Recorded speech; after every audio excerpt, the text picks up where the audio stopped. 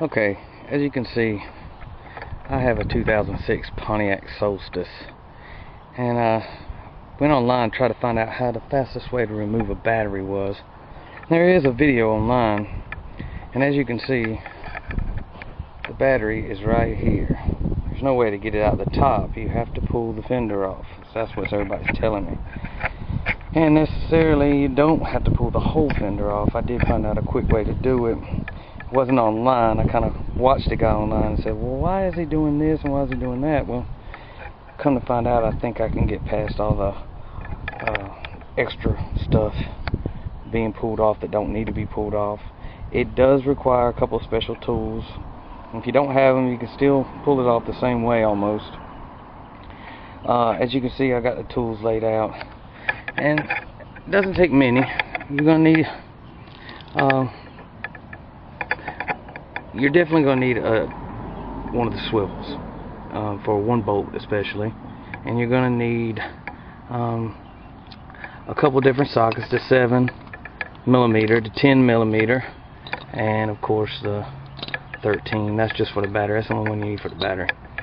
But this one is what makes everything possible for the way I'm doing it. 10mm ratchet wrench.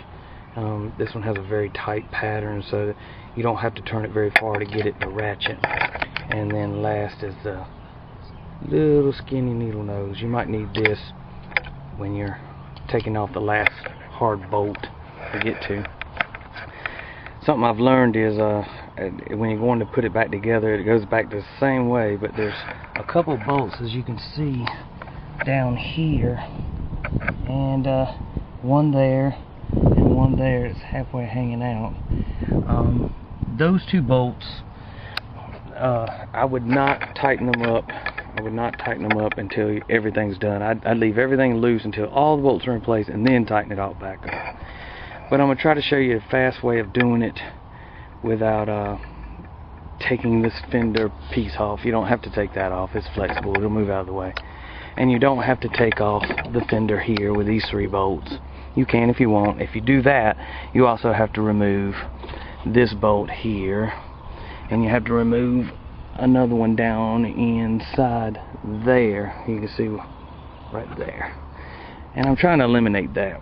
So hopefully this will help you guys out and do it much faster. You're eventually going to have to do it. Mine was the first year it was made.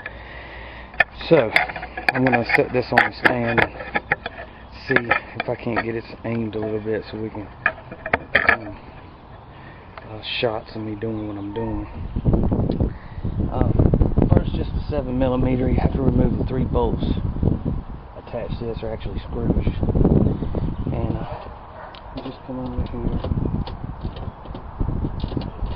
I'm doing this with all hand tools. You don't need any power tools. If you have them, good for you. I know everybody don't, but I don't think you should pay $50 and $60 to have a battery replaced at a dealership, because they charge $100 an hour. As you can see, my old battery lost one of its caps while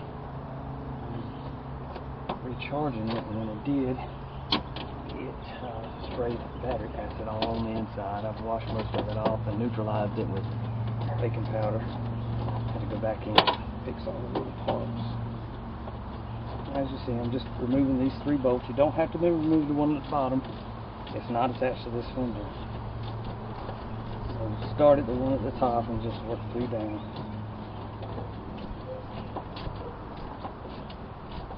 I'm not going to show you how to put it back together. It's exactly the opposite.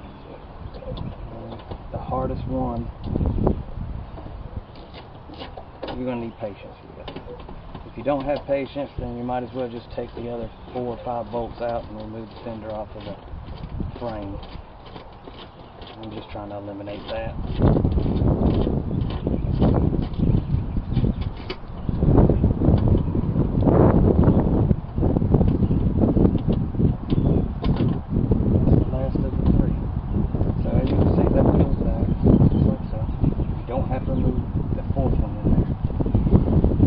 Once that's complete, you have a bar system here, As you can see, I'm pointing to it right here, bar system. Take your 10 millimeter like this, or you probably need a deep well, but if you don't have it, take your 10 millimeter wrench and just loosen it up. You don't have to tighten it up. Just loosen it all the way. You don't take it all the way off. Just loosen it up to where it can actually swivel out. You're going to leave it on there. And as you can see, you have that bolt right there. I'm going to remove real quick.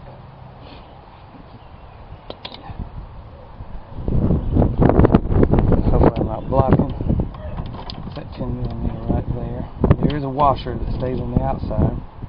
If you don't want to dent up your car, you might want to tape it up in sections.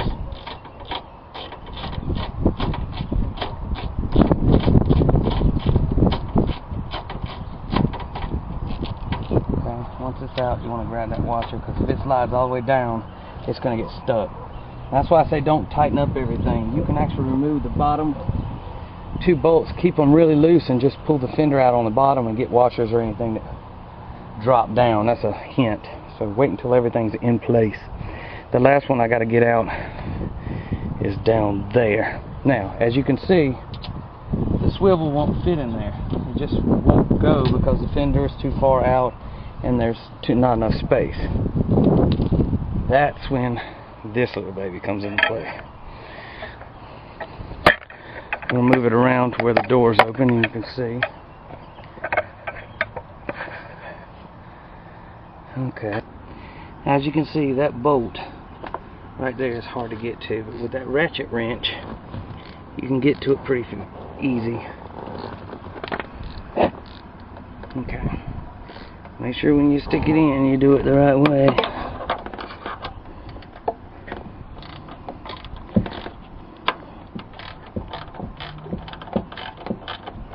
Now, as you hear, the ratchet's working just fine. And there's going to be a point when it turns so easy that the ratchet won't be able to ratchet as easy. And that's when those needle noses come into play. As you can hear, the wind's kind of windy here. Nice day in North Carolina. Okay, it's getting to where I can't do it. So now I grab my needle nose and I prime up behind this as far as I can get it to kind of put pressure on it again. And then go back at it again.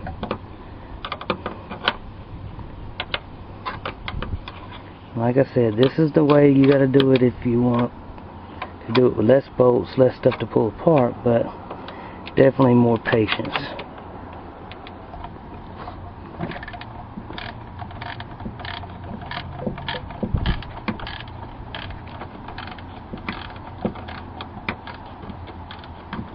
Starting to lose again.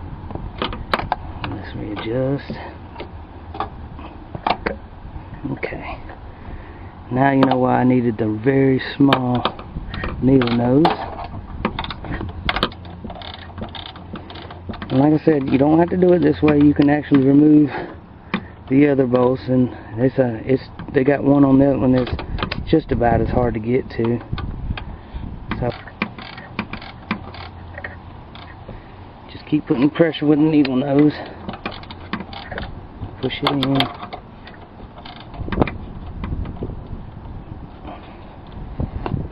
Like so.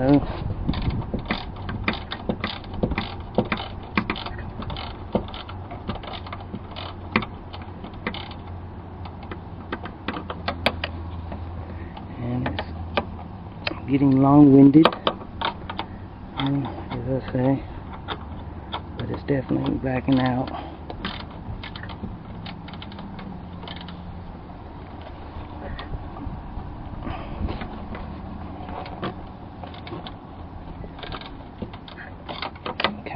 Raise this up and see if I can't squeeze down on it a little bit like this. Hopefully this will save somebody some time.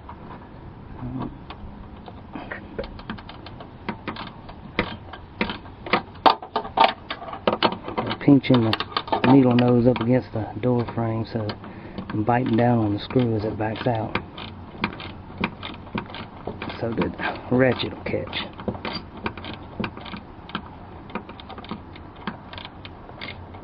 Now watch that washer, you guarantee it's going to fall down into the bottom.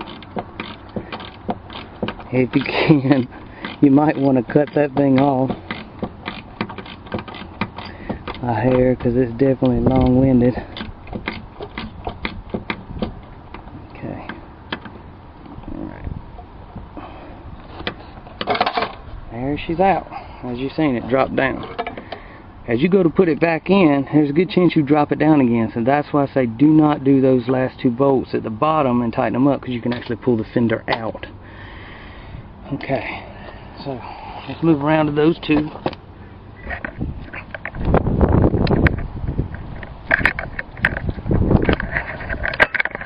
Okay. Hopefully it does go. If not, you'll see where my hand goes. Alright. You can use your ratchet wrench if you want. Now here's the good news. This one here that I'm backing out, you do not have to take it out. It is a slot on this thing, so it will slide out. As you can see, I'm sliding it out. You can slide it out above that screw. This one, on the other hand, has to come all the way out. It does not have that slot. And as you know, the washer that dropped from up above now pops out. So now you understand. Okay. Once that's done, it's pretty easy. Watch this. Let's see what we got. You just flip it out past your door, and it turns wide open just like that. And there's your battery. The 13-inch. It's for the battery hold down. And